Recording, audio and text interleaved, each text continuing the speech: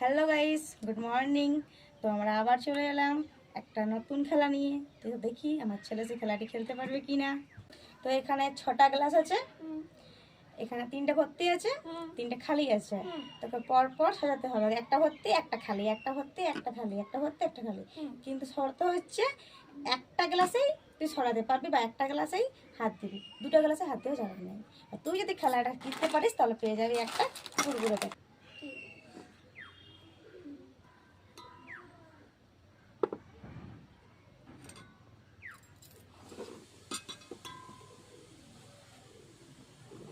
দুটা গ্লাসে হাত দিয়ে দিলিস যে কি করে হলো এটা?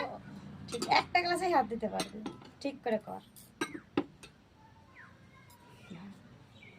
ভাব ভাব, দেখ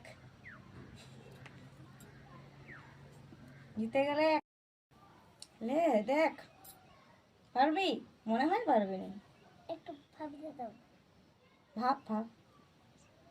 পেরে গেছি।